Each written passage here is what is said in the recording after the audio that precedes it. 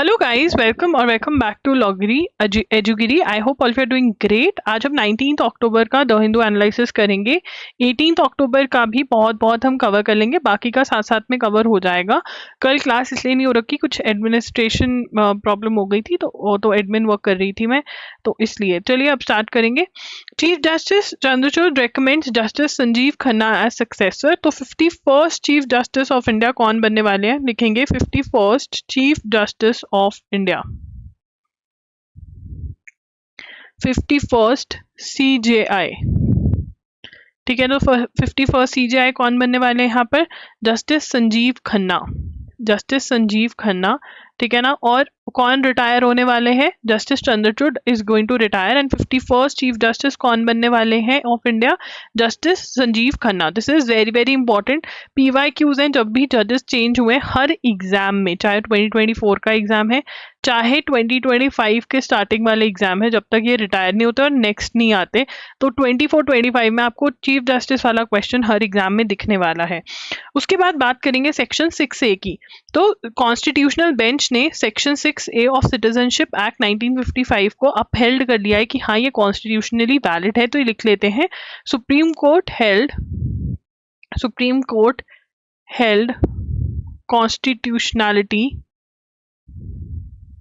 constitutionality of section 6A of Citizenship Amendment Act 1955। अब question आता है सेक्शन 6A है क्या, जो सेक्शन 6 है वो है क्या। Section 6A which traces its roots to the political solution of Assam Accord of 1985 mandates that immigrant who entered Assam from Bangladesh prior to January 1, 1966 would be deemed to be Indian citizens. Those who entered the state between 1st January 1966 and March 25, 1971 would be conferred citizenship based on fulfillment of specific procedures and conditions. The section, however, barred citizenship to those who entered Assam after March 25, 1971। तो यहाँ पर हमें section 26 का बढ़िया सा table बनाना पड़ेगा इसको समझने के लिए। सेक्शन 6A क्या है, सेक्शन 6A क्या है, तो सेक्शन 6A पहले क्या कहता है, एक मिनट थोड़ी स्पेस भी चाहिए होगी हमें। सेक्शन 6A क्या कहता है, मैंडेट्स इमिग्रेंट्स हु एंटर्ड, क्या कहता है, मैंडेट्स इमिग्रेंट्स कौन होते हैं, जो इलीगली एंटर कर रहे हैं। मैंडेटरी मतलब जरूरी है, करना ही पड़ेगा, कोई ऑप्शन नहीं है। Mandates immigrants who entered Assam from Bangladesh prior to 1st January 1966 would be deemed to be Indian citizens.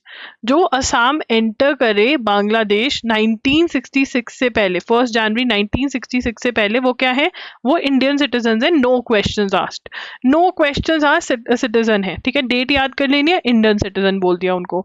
ठीक है, अब जो दूसरा है, ठीक है ना, वो कह रहे हैं कि जो एंटर करे, दोज हु एंटर्ड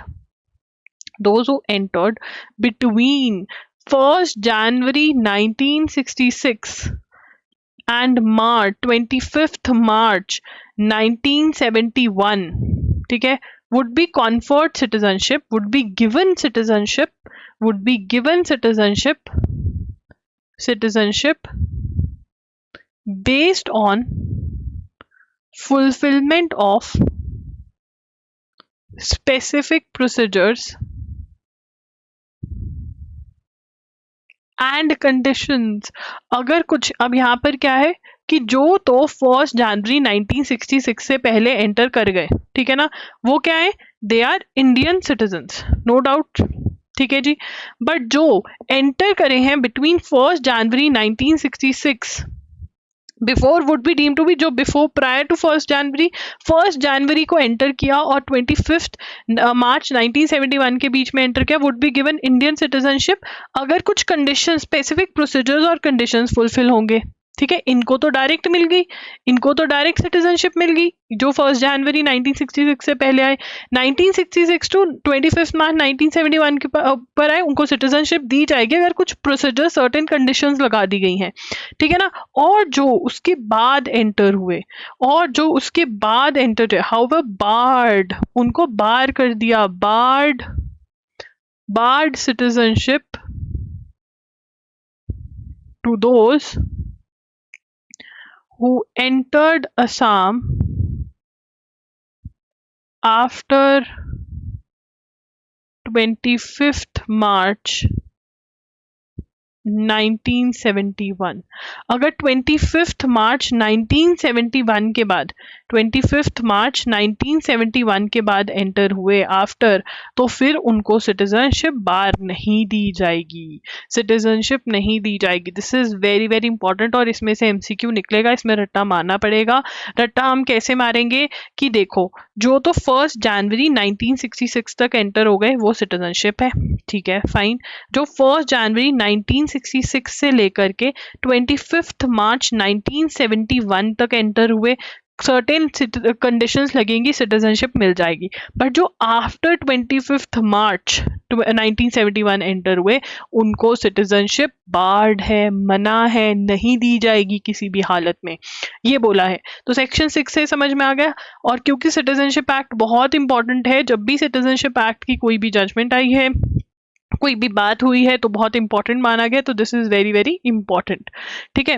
अब इसके बाद justice Kant in his opinion shared with justice M Sundresh and Manoj however said incessant migration from Bangladesh was indeed a burden on Assam. अब वो कह रहे थे कि ऐसे तो अंधाधुंध माइग्रेशन होती रहेगी, इलीगली लोग, इमिग्रेंट्स कौन है, हु एंटर इलीगली, ठीक है ना, जो enter illegally without permission, illegally without permission अगर कोई एंटर करता है, ठीक है ना, if someone enters without permission, enters illegally, ठीक है ना, तो उसके अंदर उसको इमिग्रेंट कहते हैं, उसको इलीगल मतलब वो कहते हैं, ठीक है ना। अगर लीगली कोई आया है तो सही है, तो यहाँ पर इलीगली आए थे विदाउट परमिशन, तो यहाँ पे वो कहते हैं इट इज अ बर्डन, अगर हम इसको ऐसे ही किसी को भी एंटर करने देंगे, ठीक है ना। उसके बाद नेक्स्ट क्या है, यहाँ पे बोल रहे हैं विच परमिट्स। अब ये क्यों हुआ था, ये सेक्शन 6A क्यों साइन हुआ था, असम अकॉर्ड की वजह से हुआ था, कि कुछ तो करना पड़ेगा जो एंटर हुए, तो Assam accord section 6A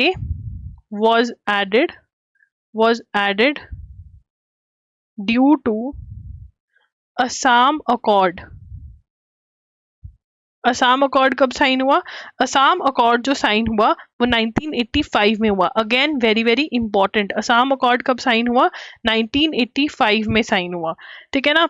residing in arm to secure which permits immigrants to submit the principle of fraternity cannot be selective। ये सब एक्सप्लेनेशन से हमें कुछ लेना देना नहीं है, हमको बस पता होना चाहिए कि क्या हेल्ड हुआ है। और ये सेक्शन 6A जो है, इसको हमने डिस्ट्रीब्यूट कर लिया बहुत अच्छे से, ये इंपॉर्टेंट है। उसके बाद आगे चलेंगे, डाइसेंट ओपिनियन दिया, ठीक है ना। सेकेंड पॉइंट हमारा क्या रहेगा, देखो यार यहाँ पर इसको कैसे डिवाइड करेंगे, हमने सेक्शन 6A के बारे में बात करी, हमने असम अकॉर्ड के बारे में बात करी, ठीक है ना। अब तीसरी चीज डाइसेंटिंग, यहाँ पर डाइसेंटिंग जज भी थे, डाइसेंटिंग जज कौन थे, डाइसेंटिंग जज थे जस्टिस JB पर्दीवाला, ठीक है ना। अब यहाँ पर जस्टिस JB पर्दीवाला ने डाइसेंटिंग मतलब डिसअग्रीड विद द मेजॉरिटी, अब ये मेजॉरिटी क्या होता है, अब यहाँ पर हमने very starting of the article में क्या पढ़ा, ये लिखना नहीं है, 4:1, 4 जजेस एक साइड और एक जज एक साइड, मतलब he did not agree with these 4, तो dissenting judgement disagreed with the opinion of the majority, जो मेजॉरिटी ने कहा उसकी ओपिनियन से डिसअग्री किया, किसने डिसअग्री किया, जस्टिस JB पर्दीवाला ने, तो ही इज द डाइसेंटिंग जज। तो ये 3 हमारे हो गए। उसके बाद आगे चलेंगे, US चार्जेस इंडियन सिटीजन इन पन्नून मर्डर प्लॉट, तो पन्नून गुरपतवंत सिंह पन्नून वाला हम बहुत बार पढ़ चुके हैं, अक्टूबर में 4-5 बार मैंने पढ़ाया आपको। एक और बंदे को चार्ज कर दिया है इंडियन सिटीजन, यहाँ पे लिखेंगे US चार्जेस इंडियन सिटीजन इन पन्नून मर्डर प्लॉट, जो मर्डर का प्लॉट था, कोशिश करी गई मारने की, यूएस वाले कह रहे हैं कि हमारे बंदे को मारने की इन्होंने कोशिश करी है। तो यहाँ पे किसका नाम है? इंडियन सिटीजन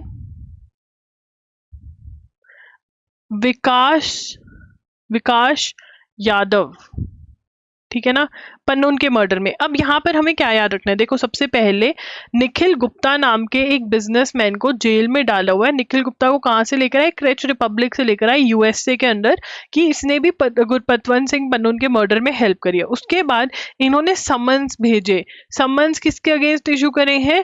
अजीत डोवाल के अगेंस्ट, जो नेशनल सिक्योरिटी हेड है हमारे, उनके अगेंस्ट, और भी लोगों के अगेंस्ट इन्होंने समन्स जारी करे हैं यूएस वालों ने। अब नया नाम कौन है? Vikas Yadav is the new name. Vikas Yadav is the new name, ठीक है। अब यहाँ पर मिस्टर यादव वॉज आइडेंटिफाइड दस for CC1 original time department of justice ने इनको, ठीक है ना, related to the murder for, मतलब इसमें क्या केस क्या है? मर्डर प्लॉट क्या, कि इन्होंने ना किसी शूटर को हायर करना था और मरवाना था गुरपतवंत सिंह पन्नून को, बट वो नहीं हो पाया। बट कौन कौन इन्वॉल्व थे इसके अंदर कॉन्स्पिरेसी में? उसके नाम में Vikas Yadav is one more name that they have added, ठीक है। उसके बाद आगे चलेंगे, तमिलनाडु गवर्नर RN रवि। तमिलनाडु जो है शायद अपनी कुछ वो लेकर अपनी एंथम बनाई हुई है, जिसके अंदर द्रविड़ा जो है, ग्लोरी ऑफ द्रविड़ा। तो यहाँ पे तमिलनाडु क्या कहता है कि द्रविड़ा है वो लोग, ठीक है ना, और नॉर्थ इंडियन से अलग हैं, साउथ इंडियंस अलग हैं। तो ऐसा सा डिवाइड जो है तमिलनाडु इसके बारे में बात करता है, राइट, ठीक है ना। तो ये पर MCQ क्वेश्चन इसके बारे में नहीं आता है, ठीक है। उसके बाद आगे चलेंगे, SC closes habeas corpus case against Isha foundation. Habeas corpus का मतलब क्या होता है? Habeas corpus is a writ issued by a court directing one who holds another. किसी के कब्जे में अगर कोई है तो उसको प्रोड्यूस करना होता है, उसको हैबियस कॉर्पस कहते हैं। ईशा फाउंडेशन जो कौन हेड करते हैं? सदगुरु, जिनका एक्चुअल नाम क्या है? जग्गी वासुदेव, ठीक है ना। इनके अगेंस्ट किसी ने केस किया कि दो लड़कियां, 2 डॉटर्स, एक फादर ने किया कि उनकी 2 डॉटर्स जो हैं वो कैप्टिविटी में है। डॉटर्स की एज कितनी है? 42 ईयर्स और 39 ईयर्स। तो सुप्रीम कोर्ट कहता भाई 39-42 ईयर्स की लड़कियां हैं, वो अपनी मर्जी से वहां पर बैठी हैं, उनसे बात भी हो गई है, वो अपनी मर्जी से बैठी हैं, ठीक है ना। तो ये है, ये केस जो है क्लोज कर दिया है, सुप्रीम कोर्ट ने ये केस क्लोज कर दिया है, ठीक है। अब आगे चलेंगे द प्रोजेक्ट। अब 4 धाम परियोजना, what is this? This is 4 धाम परियोजना, लिखेंगे 4 धाम परियोजना, ठीक है ना। 4 धाम परियोजना क्या थी? 4 धाम परियोजना जिसके अंदर धामों के धाम्स को कनेक्ट करना था, यमुनोत्री, गंगोत्री, ये सब जो उत्तराखंड में है। उन्होंने बोला जो 4 धाम योजना प्रोजेक्ट इज क्या है? Project is fundamental violation. क्या है? Fundamental violation of all environmental norms and conservation strategies, ठीक है ना। तो ये क्या है कि ये जो 4 धाम प्रोजेक्ट है ये इन्वायरमेंट का बहुत बुरा हाल कर देगा, ये गलत है। ये एक रिपोर्ट आई है, ठीक है ना। अ रिपोर्ट हैज सेड, ठीक है। 4 धाम प्रोजेक्ट कहाँ पर है? ये उत्तराखंड में है मेनली। कहाँ पर है? उत्तराखंड में है ये मेनली, ठीक है ना। इसका मेजर रीजन क्या था? सिक्योरिटी पर्पसेस भी था, चाइना की वजह से भी हमें डेवलप करना पड़ा, ठीक है। तो ये हमें पता होना चाहिए, बट ये इन्वायरमेंटली अच्छा नहीं है, ये बोल रहे हैं। Israel versus the UN। अब इजराइल ने क्या बोला कि यूनाइटेड नेशंस के जो UN सेक्रेटरी जनरल है एंटोनियो गुटरस, वो हमारे लिए कोई वो नहीं है, हम इनको एंटर नहीं करने देंगे। क्यों? क्योंकि इन्होंने ईरान को क्रिटिसाइज नहीं किया जब ईरान ने इसराइल पे अटैक किया, ठीक है। और इंडिया ने जो इन्होंने एक लेटर निकाली थी, चिले ने वो लेटर वो करी थी, इंडिया ने उसको मतलब मतलब कुछ भी, the letter circulated by Chile more than a week ago responded repose faced in UN, ठीक है ना, जिसके ऊपर इंडिया ने इसको अपने आप को एसोसिएट करने से मना कर दिया, मतलब इसराइल की साइड ली और यूएन को साइड कर दिया ऐसा, ठीक है ना। ये भी रेपिटेशन है, ये हम पढ़ चुके हैं। उसके बाद बात करें नोबेल प्राइज इन इकोनॉमिक्स में, नोबेल प्राइज इन इकोनॉमिक्स में अब ये चीजें और थोड़ी ऐड हो रही है, ये हम लिखेंगे Nobel prize economics, Nobel prize economics, Nobel prize economics, ठीक है। अब नोबेल प्राइज किसको मिला ये हम बहुत बार कर चुके हैं, ठीक है ना। अब यहां पर इन्होंने क्या हाईलाइट किया, highlight matters for the long term economic success of any country, ठीक है ना। तो यहाँ पे डैरन एकेम मोगलू, ठीक है, Simon Johnson and James A Robinson one the award, ये तीनों जो हैं इनको अवार्ड मिला है। और इकोनॉमिक सक्सेस क्यों हुई, इकोनॉमिक सक्सेस, ठीक है ना, वो लॉन्ग टर्म इकोनॉमिक सक्सेस का रीजन क्या है, जो कंट्रीज आगे निकली, जो कॉलोनियल इफेक्ट्स ऑफ कॉलोनियलिज्म पढ़े हैं इन्होंने, study was on effects of colonialism on the quality institutions, ठीक है। और इन्होंने क्या कहा, rewarded for their work on how the quality, एक ये इंपॉर्टेंट पॉइंट है, quality how the quality how the quality of institutions in a country can lead it either either either down the path of economic prosperity और poverty. अब यहाँ पर समझने वाली बात है, सबसे पहली बात, कौन लोग हैं जिन्होंने इस बार का नोबेल प्राइज इन इकोनॉमिक्स जीता है, ये लोग, ठीक है, खत्म। इन्होंने क्या स्टडी करा है, इन्होंने कि जो पॉवर्टी है, कुछ देश जो है वो बहुत अमीर है, इन इक्वालिटी है, wealth inequality of wealth between countries, जैसे इंडिया है, ठीक है ना, फिर भी पैसा है, ठीक है, बट सॉरी मतलब पाकिस्तान देखें नहीं है, ठीक है, उससे भी गरीब दोस्त उससे भी गरीब देश हैं, ठीक है, यूएसए है हमसे अमीर है, क्यों है भाई अमीर, तो इन्होंने ये स्टडी करी है, ठीक है ना। They have studied for long term economic success के लिए क्या चाहिए होता है, इन्होंने स्टडी किया है कि जो अगर इंस्टीट्यूशंस अच्छे हो ना किसी कंट्री के, तो फिर वो इकोनॉमिक प्रॉस्पेरिटी वहां पे होगी, अगर नहीं तो नहीं होगी। अब इंस्टीट्यूशन से क्या मतलब है, वहां पर वो कह रहे हैं कि अगर लॉ, ठीक है ना, they found that countries with institutions that secure the rule of law and force property rights offered individuals a strong incentive to work save and invest in the long run on the, मतलब ये वाली country ज्यादा successful थी जो law को apply कर पा रही, प्रॉपर्टी राइट्स दे पा रही है, लोगों को कह रहे हैं कि हाँ तुम कमाओ और सेव करो, रादर देन जहाँ पर on the other hand countries with extractive institution which gave rise to concentration of power and constrained political freedom suffered deep economic pain। तो इन्होंने क्या पाया कि वो कंट्रीज ज्यादा सक्सेसफुल हैं। फोर्थ पॉइंट लिखेंगे, दे फाउंड, ये बिल्कुल एज इट इज लिखना पड़ेगा, दे found that countries with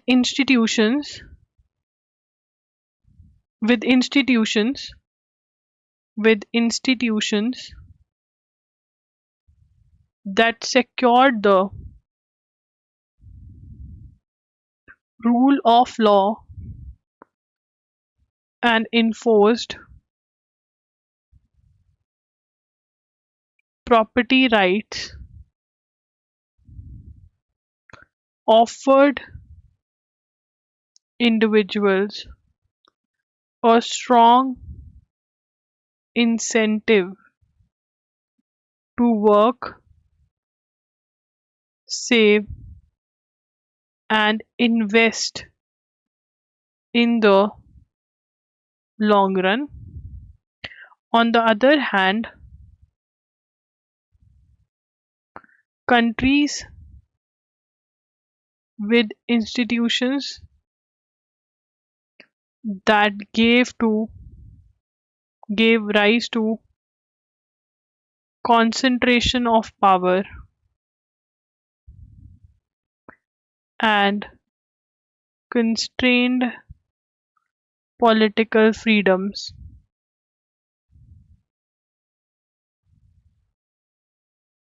suffered deep economic pain. तो ये हमारे ऑप्शंस हो सकते हैं कि इन्होंने क्या सर्च करी. ये कह रहे हैं कि जहां पर लॉ एंड ऑर्डर प्रॉपर था, जहां पर लॉ एंड ऑर्डर प्रॉपर था, ठीक है ना, वो वाली कंट्री जहाँ राइट टू प्रॉपर्टी सिक्योर थी, ठीक है ना, जहाँ पर इंसेंटिव मिला कि तुम और कमाओ, तुम्हें और अच्छा वो मिलेगा, इंसेंटिव मिला फॉर वर्क, ठीक है ना, वो वाली कंट्रीज डेवलप्ड कंट्रीज बनी. जहां पर, ठीक है, जहां पर कंसंट्रेशन ऑफ पावर था, ठीक है ना, जहां पर पॉलिटिकल फ्रीडम्स नहीं थी, वहां पर इकोनॉमिक ग्रोथ इतना नहीं हुआ. ये इन्होंने निकाला अपनी स्टडी के अंदर और इसीलिए इनको नोबेल प्राइज मिला है. उसके बाद इस बार मॉनसून की बात हो रही है. वो कह रहे हैं कि कुछ सालों से मॉनसून जो है हैवी रेनफॉल हो रही है, ठीक है ना, ड्रॉट आता है, पहले सूखा पड़ जाता है और फिर बहुत ज्यादा बारिश हो रही है, ठीक है ना. According to a 2021 study by council on energy environment and water, approximately 40% of districts in India experience alternative climatic hazards, which mean that flood prone regions are also facing droughts during the dry season and vice versa. मतलब जहाँ पर flood आना होता है वहां पर droughts आ जाते हैं, जहां पर कभी बारिश नहीं हुई वहां पे भर भर के बारिश हो रही है, रेनफॉल बहुत ज्यादा हो रही है, ये बताया जा रहा है. इसमें से नोट नहीं करना है अभी. Modi to visit Russia next week to take part in BRICS. ठीक है, ब्रिक्स क्या है? It is an international organization. B से ब्राजील, आर से रशिया, आई से इंडिया, सी से चाइना, एस से साउथ अफ्रीका. न्यू मेंबर्स तुम बताओगे, मैं ऑलरेडी तुम्हें लिखवा चुकी हूँ ब्रिक्स के new members in the comment section. Everyone, this is very important question, ठीक है, ये इंपॉर्टेंट है. तो रशिया जाने वाले हैं पीएम ब्रिक्स को अटेंड करने. जो भी वहां पर बातचीत होगी फिर उसके बाद हम लिखेंगे, अभी कुछ भी नहीं लिखना है. अभी अगर लिखना है तो आप लिख सकते हैं BRICS 2024 to take place in Russia. उसके बाद आगे चलेंगे. Child betrothals are a ploy to escape punishment. मतलब जो बच्चों का बचपन में ही शादी फिक्स कर दी जाती है, चाइल्ड मैरिजेस जो हैं, जो फिक्सेशन कर देते हैं, वो बहुत ही गलत चीज है. The Supreme Court on Friday held that child betrothals used as clever ploy to duck punishment under POCSO violate basic rights of free choice, autonomy and childhood. ये हम लिखेंगे सुप्रीम कोर्ट, यहाँ पे लिखेंगे Supreme Court held that child betrothals used as clever ploy to save from punishment under prohibition of child marriage act. तो बच्चों का जो रिश्ता फिक्स कर दिया जाता है कि हाँ इसी से तुम्हारी शादी होगी, this is wrong and this violets basic rights of free choice, autonomy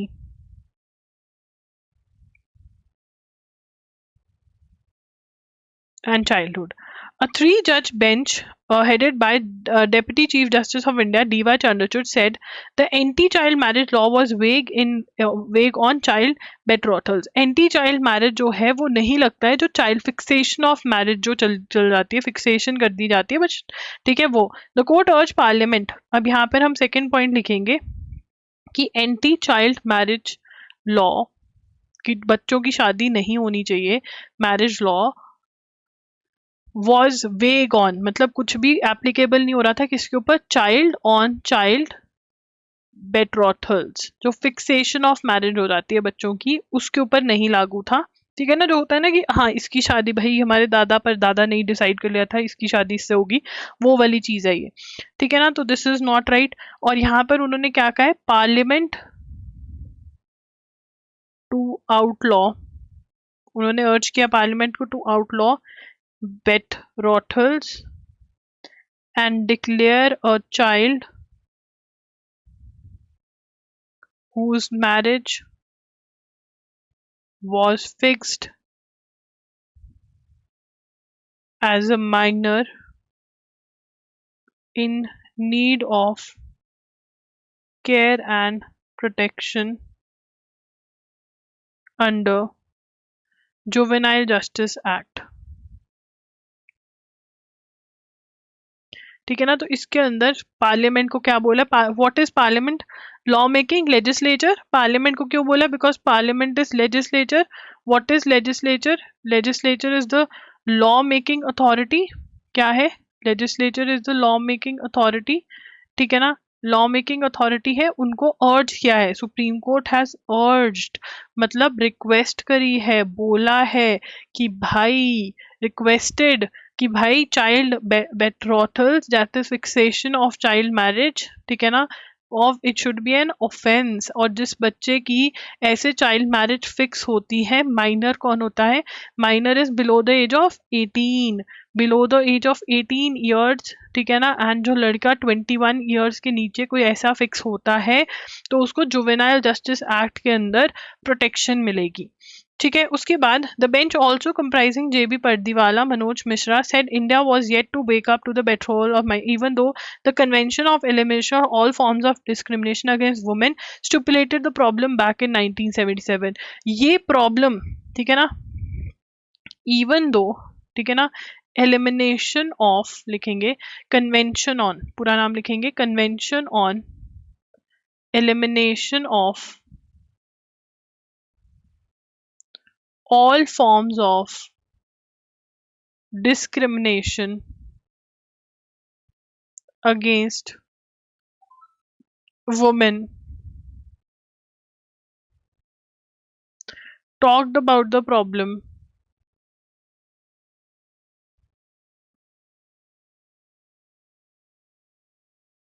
in 1977। 1977 में इस प्रॉब्लम के बारे में बात कर दी थी। Under the prohibition of child marriage act, ये लिखेंगे अंडर प्रोहिबिशन ऑफ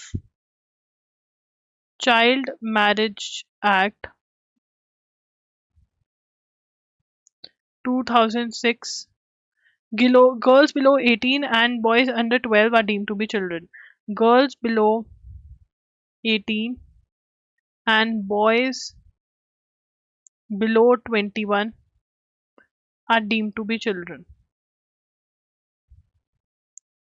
अब यहाँ पे माइनर जो है, मैंने जो बताया, माइनर अगर हम मैरिज की बात करें तो वैसे माइनर जो है 18 से कम वालों को माना जाता है, boys and girls, but for marriage boys की एज 21 है, legal age. The law considers the practice of child marriage a criminal offense as well as social evil. It is a criminal offense to get a boy married below the age of 21 years। The judgment was based on petition filed by NGO including Society for Enlightenment and Voluntary Action, which found the rate of child marriage alarming despite the enactment of PCMA nearly 2 decades ago। अब यहाँ पे कह रहे हैं कि दो prohibition of child marriage act 2006 is very very important, ठीक है, वो है, फिर भी चाइल्ड मैरिज जो है वो कम नहीं हो रही है। तो यहाँ पर पिटिशन केस फाइल्ड बाय, लिखेंगे by society for enlightenment and voluntary action.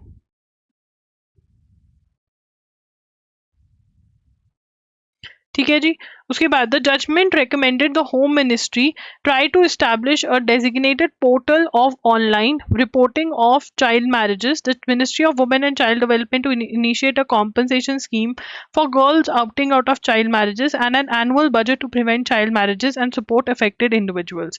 अब यहाँ पर हमारा 7th पॉइंट क्या कह रहा है, होम मिनिस्ट्री को क्या कह है, judgment recommended, judgment recommended as follows। ठीक है, तो यहाँ पे सबसे पहले क्या जजमेंट ने रेकमेंड किया, home ministry to establish a portal for online reporting of child marriage. Child marriage को रिपोर्ट करने के लिए एक वेबसाइट बनाई जाएगी, ये बोला। उसके बाद बोला ministry of women and child development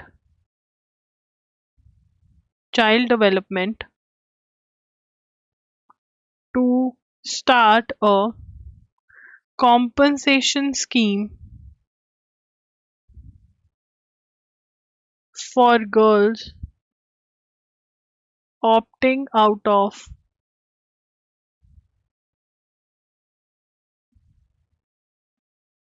child marriage. ठीक है, और annual budget to prevent child marriage. Chief justice who ordered judgment highlighted the reigning confusion in India on how to tackle the interface between personal laws and prohibition. He revealed the center had after the अब यहाँ पर उन्होंने क्या बोला, confusion है। Personal laws applicable होंगे, personal laws मतलब जिस रिलीजन को बच्चा बिलोंग करता है उसके लॉज एप्लीकेबल होंगे या ये वाले लॉज एप्लीकेबल होंगे, इसके ऊपर कंफ्यूजन अभी भी है। ठीक है ना, ये हमने नोट नहीं करनी है। SC recalls a 2022 judgment on बेनामी law amendments. Chief justice retire होने वाले हैं तो फटाफट जजमेंट्स निकाल रहे हैं। तो बेनामी लॉ की अमेंडमेंट। नाउ व्हाट इज बेनामी लॉ? बेनामी in Hindi means without name. So a property brought by an individual not under his or her name as property is benami property. It can include property held in the name of spouse or child for which the amount is paid out of known sources of income. A property with brother, sister or other relative for which the amount is paid out of known sources of income also falls under बेनामी property. तो यहाँ पर हम लिखेंगे बेनामी property का मतलब बेनामी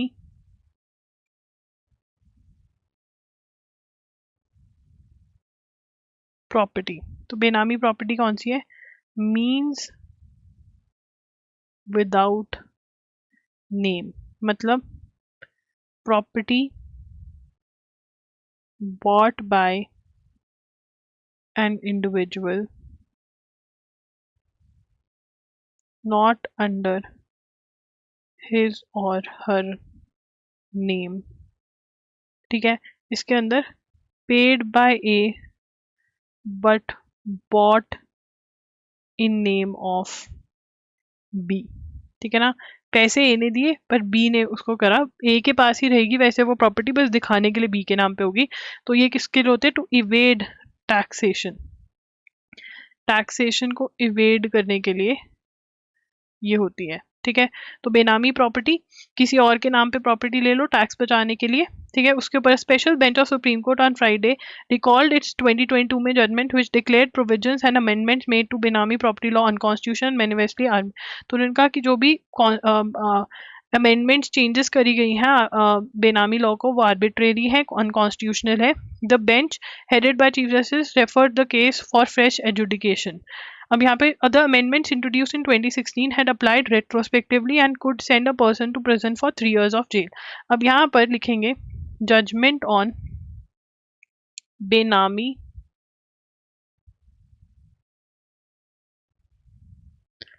प्रॉपर्टी। ठीक है ना, अब यहाँ पर लिखेंगे सबसे पहले 2016 में क्या हुआ। 2016 के अंदर अमेंडमेंट्स हुई, चेंजेस करेगी। introduced amendments and applied them retrospectively। retrospective का मतलब from a prior date। इसको भी और समझेंगे। and could send a person to prison for 3 years। तो बेसिकली क्या था यहाँ पर? ठीक है, 2016 के अंदर बेनामी लॉ जो है उसके अंदर अमेंडमेंट करेगी, मतलब उसके अंदर चेंजेस लेकर आए गए। ठीक है ना, एंड अप्लाइड देम रेट्रोस्पेक्टिवली, मतलब एक पिछली डेट से। रेट्रोस्पेक्टिवली मतलब पिछली डेट से। ठीक है, अप्लाई कर दिया। ठीक है, नहीं तो लोग ऑफेंस होता है ना वो हमेशा आने वाली डेट को कहते हैं कि हाँ इस डेट से अभी ऑफेंस माना जाएगा, पिछली डेट से नहीं कि अच्छा पहले भी अगर किसी ने किया है तो ऑफेंस होगा। तो रेट्रोस्पेक्टिवली अप्लाई कर दिया, और जिसने कुछ ऐसा किया हुआ था उसको person to present for 3 years, 3 साल के लिए उसको जेल में भेज सकते थे। ठीक है, अब क्या हुआ 2022 में सुप्रीम कोर्ट ने 2022 डिक्लेयर्ड अमेंडमेंट्स अनकॉन्स्टिट्यूशनल। जो ऊपर अमेंडमेंट्स हुई है कहा कि ये गलत हैं, आप ऐसे नहीं कर सकते हो। ठीक है, the empowered the center to confiscate any property subject to a Benami transaction. The decision to recall and have a relook on the issue based on review petition filed by union the government was presented by. Now, Mr. Mehta said the short legal question raised was whether prohibition of Benami property transaction as amended by had a prospective effect.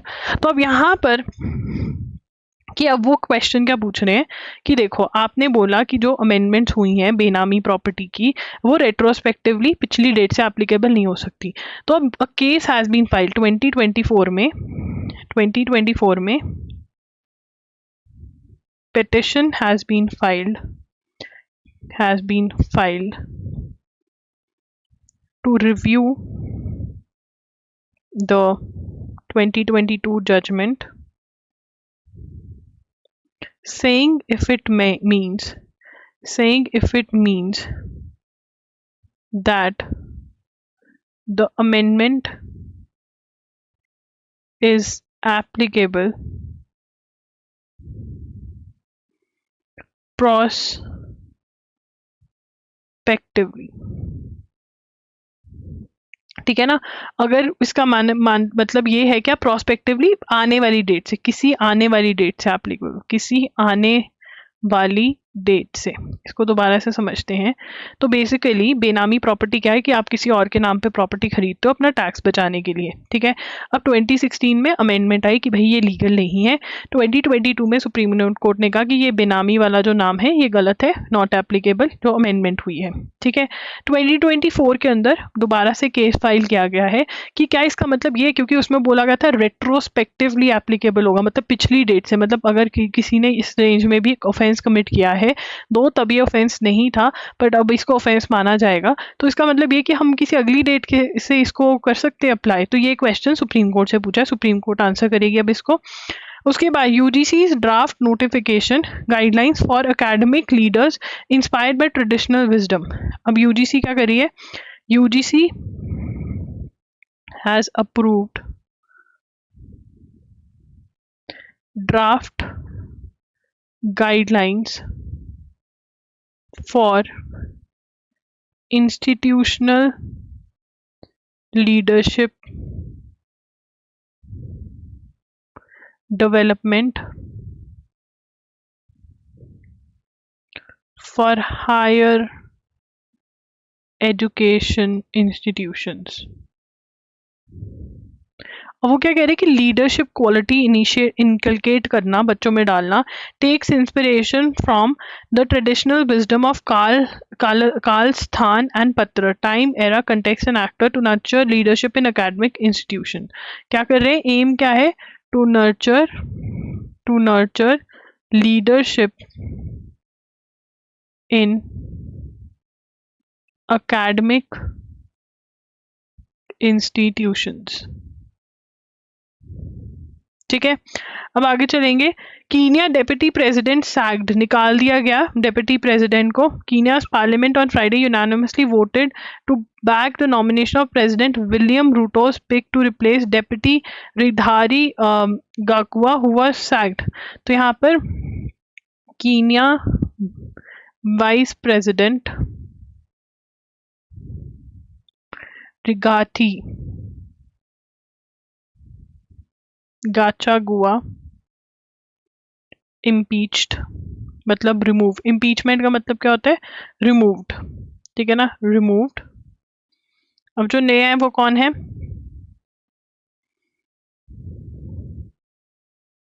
तो यहाँ पे was found guilty. अब यहाँ पर किथूरे किंडिकी a 50-year-old hand being among the front row floated voted to remove her late on Friday. Kenyan president sacked in impeachment, ठीक है, अभी नया कोई नहीं आया, यही है, ठीक है, ये रिमूव कर दिया गया। Kenya vice president, deputy, vice नहीं बोलते यहाँ पे, डेप्यूटी बोलते हैं, तो डेप्यूटी लिख लो। उसके बाद आगे चलेंगे। Hamas confirmed leaders death says he ascended a heroic martyr। तो यहाँ पर हमास लीडर यान्या सिनवर डेड, ठीक है ना, तो इम्पोर्टेंट है। Educational institution shut in Pakistan Punjab, rape हुआ है लड़की का कॉलेज के अंदर, ठीक है ना। Pakistan Punjab government closed all educational institutions protest against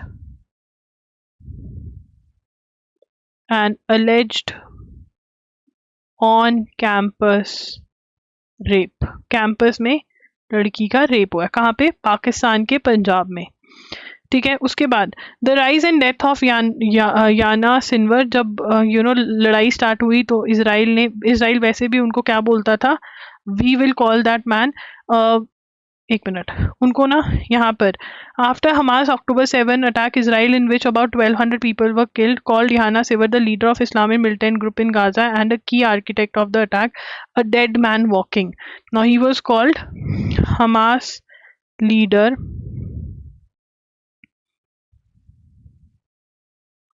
was called a dead man walking। क्या बोला गया, डेड मैन वॉकिंग बोला गया। डेड मैन वॉकिंग क्यों बोला गया, what is the meaning of dead man walking, ठीक है ना। Israel called him this after 7 October 2023 attack by Hamas.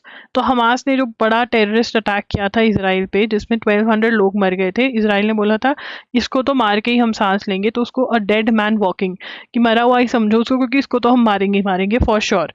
North Korea sending, अब यहाँ पर बोला जा रहा है साउथ कोरिया कह रहा है कि नॉर्थ कोरिया जो है ना वो रशिया को ट्रूप्स दे रहा है यूक्रेन के साथ लड़ने के लिए, ठीक है। उसके बाद Kotak Mahindra bank to acquire, now this is important, Kotak Mahindra bank to acquire Standard Chartered India personal loan portfolio, जो पर्सनल लोन देते हैं ना वो एक्वायर कर रहे हैं, ठीक है। कौन, कोटक महिंद्रा बैंक, किसको, स्टैंडर्ड चार्टर्ड बैंक का, चार्टर्ड इंडिया का personal loan portfolio, personal loans मतलब एक्वायर कर रहा है पार्ट।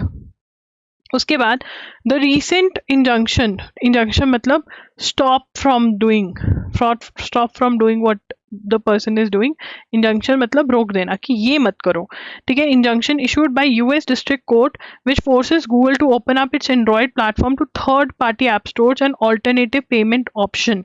तो यहाँ पर ये हम लिखेंगे इंजंक्शन इशूड बाय, रोका गया गूगल को bye, issued by US District Judge James Donato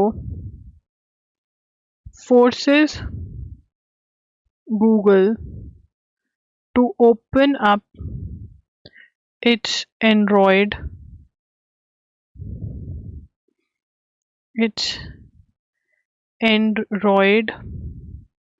platform to